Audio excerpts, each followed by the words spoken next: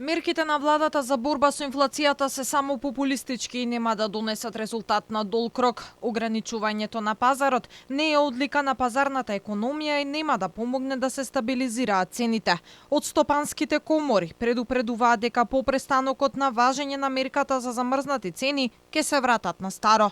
Наместо да се влијае на ваков начин, владата треба да размисли како да го поттикне домашното производство и да ги поддржи производителите на суровини.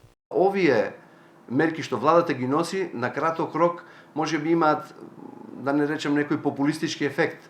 Ефект врз инфлацијата секако немаат, затоа што со надминувањето и прекинувањето на тие мерки ќе се врати стариот, да не речем, двигател за оваа инфлација, а тоа е нарушените пазарни текови, значи она што ние го велиме суровинската основа, која што е со зголемени цени. Значи цените не може да се регулираат со вакви мерки на пазарот. На долг рок би требало да се превземат активности за заживување на македонското стопанство, за субвенционирање на оние суровински подлоги од македонското стопанство, како што се земјоделието, нели, основните производители на суровини кои што ќе ги стабилизираат своите цени.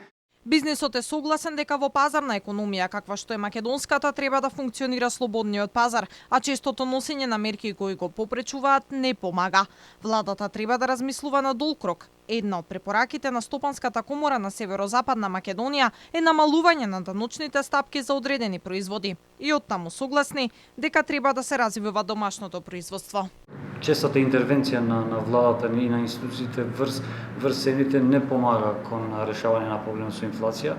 Туку тоа што ние како комора даваме како препорака е да се дават разни инцентиви и поддршки од страна на институциите, како што се намалување на даночните стапки привремено или пак на царинските стапки на одредени производи кои што ние ги увезуваме било на репроматеријали или суровини или пак на крајните материјали кои што ги увезуваме, бидејќи за жал ние сме увозно зависна држава.